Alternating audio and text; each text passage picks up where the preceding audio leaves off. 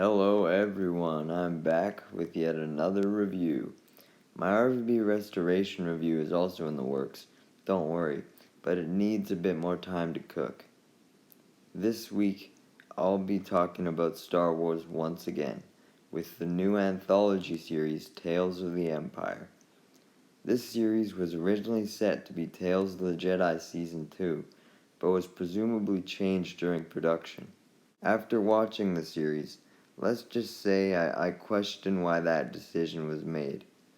There are so many possible Jedi that you could choose to focus on, especially if Ahsoka was on the table for Season 1, when she definitely wasn't in need of any more focus. One of these possibilities could have been Balin. This show would have been a perfect opportunity to show more of his backstory. I definitely think he's still a candidate for the next Tales series for sure, especially due to not having to recast a physical actor if they go the animation route due to Ray Stevenson's unfortunate passing. Aside from Balin though, Kelleran Beck could have also been a great option, so they don't have to shove his backstory onto an already busy Mandalorian Season 4. There's two great options on the table for you, Lucasfilm.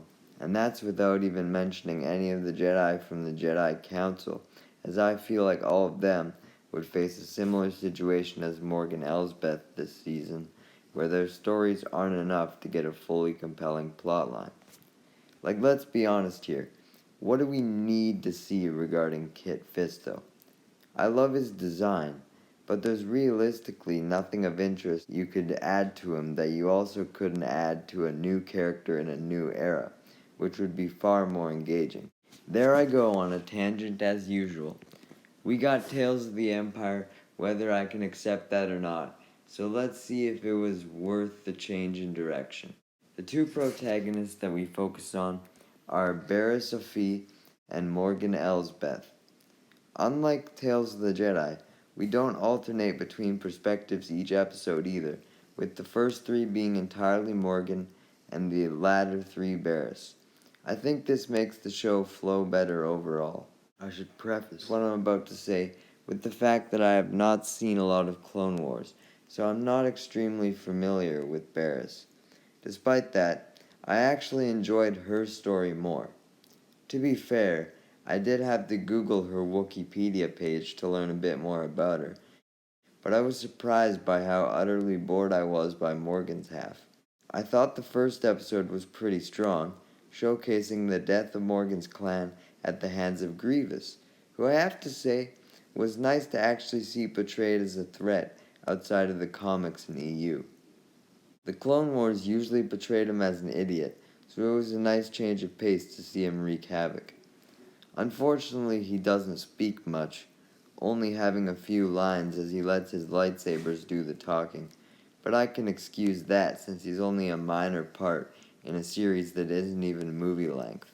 As for where it takes Morgan's character, I liked how I went from being completely on her side to against her in such a short time. I initially agreed with her view on the Mountain Clan. Not knowing a whole lot about what magic entails in the Star Wars universe, I initially thought they were essentially like overly religious cultists who put too much faith in faith to sort things out for them. I do think this would be a cool concept for a Jedi, but I believe the Mountain Clan are merely just pacifists who don't like to overuse their magic. Sort of like the Jedi counterpart of the Night Sisters. I figured it was totally reasonable for Morgan to be against pacifism, until she takes it too far by disobeying the clan's authority to have her way, gathering others to find some weapons with her. I mean, their clan survived and yours didn't, so clearly the pacifism has served them well. Believing only her way of violence as the right one was a good way to set up her future dark path. I will admit, but that's really all of the depth we get on her, and anything related to Dathomir for that matter. Her other two episodes focus on her meeting with Thrawn and how she ends up on the planet she was on in Ahsoka. There's nothing inherently wrong with showing us these things, but I think showing us more of Dathomir and Morgan's early past would have been more beneficial. Usually the point of a prequel in Star Wars is to add more context or subtext for things that will come into play in future projects, right? Well, we're definitely going to be seeing more of the Night Sisters, whether that be in Ahsoka or The Mandalorian. So building them up would make more sense than showing us the backstory for scenes we've already seen all we need to of.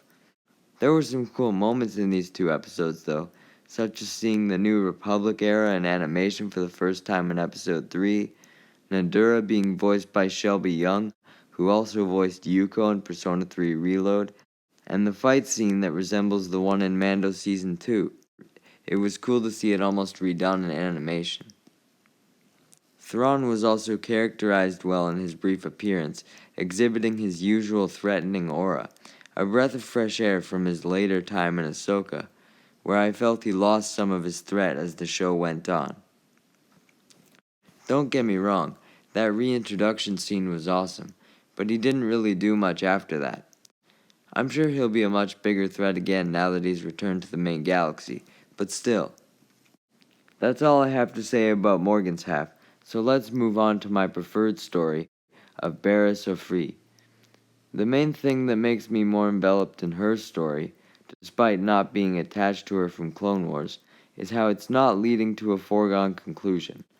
We don't know where Barriss ended up following the Clone Wars, so there's more mystery there, especially for someone like me who hasn't invested all of the 54 hours and 21 minutes needed to watch Clone Wars, plus the seemingly infinite number of rewatches people have done. That reminds me of something I should address as well, which is how Tales of the Empire is definitely more geared towards the hardcore fans than Tales of the Jedi. Hell, if you didn't have a Disney Plus subscription before this, you would have no clue who these characters were. Sure, it's the same thing with Ahsoka's character, but she doesn't count, and she was at least a main character, unlike Barriss and Morgan. I don't know why I'm arguing this, everyone knows Ahsoka, come on. And Dooku was a main villain in the films. It's great that there's content that's made for those hardcore fans that put in the extra time to stay up to date in the canon. I just wish that they would fully commit to it. On one hand, they focus on these more obscure characters, but then on the other, they jingle the fan service keys. Here's Grievous, here's Thrawn, here's Darth Vader. Darth Vader especially was just so obviously fan service, as at least the other two had some purpose beyond just being trailer bait for the classic fans, which is really the main problem. The Vader scene in isolation isn't bad, obviously, but it's the fact that they advertise him in the trailer just to hook in nostalgic fans who wouldn't watch the show otherwise. Now to actually speak on Barriss' story, what really stood out to me was the direction that they took the last episode. After she joins the Empire in episode 4 and leaves at the end of episode 5 after seeing the murder of only one Jedi and managing to heal him. Quick side note, I love how we actually got to see a random Jedi actually get massacred by an Inquisitor for once. It seems we never actually see them do their job in any Star Wars media. We didn't even really see any Jedi die in Kenobi. Anyways, she becomes known as the Healer in this final episode. Having rejected both the Jedi and the Empire, she now uses her Force abilities to heal people in need. This was actually the most unique aspect of the show, as we don't see a lot of normal Force users who are not at all associated with a faction. One of the only major ones I can think of right now is Chirrut from Rogue One. Sure, Ahsoka exists, but she still holds a lot of Jedi principles and values, essentially being a gray Jedi. I think there's a lot of potential in exploring Force users unaffiliated with any group that we know, which is why I was so excited by Rian Johnson's potential trilogy, despite my immense distaste for The Last Jedi, as that's exactly what it was set to explore. Unfortunately, it seems like the project is eternally stuck deep up Kathleen Kennedy's asshole like so many others, so who knows if that project will ever see the light of day. Now to go more in depth on her first two episodes. They were just entertaining. Nothing really groundbreaking or profound. Just standard Star Wars. Case in point, The scene where Barriss trains with the Grand Inquisitor in Episode 4 is very reminiscent of Ahsoka's training with Anakin in Tales of the Jedi, and the scene in Episode 5 where the Inquisitors ask the town people about Jedi whereabouts seems like it was ripped straight out of Obi-Wan's premiere, with Reva and Owen. Even the main theme of these episodes is really just Empire bad lol, which we've seen 1,000 times, even in Episode 6, where we see Barriss, after she herself already betrayed the Empire, successfully redeem another Inquisitor. Only after her death, though. That's right, they seemingly kill Barriss Sophie, all to do a redemption story for yet another Inquisitor. Damn, these Inquisitors are ass. They're all either redeemed or turned into kiddie jokes in Rebels. I know it probably sounds like I'm not a fan of this half either, but at the end of the day, being repetitive doesn't necessarily mean bad. The episodes were still as enjoyable as any basic Star Wars story that follows the basic plot. I just wish we didn't have so much of it. At least the Acolyte looks totally fresh and exciting. All in all, this series was a fine addition to Star Wars canon. I do wish we got Tales of the Jedi Season 2 though.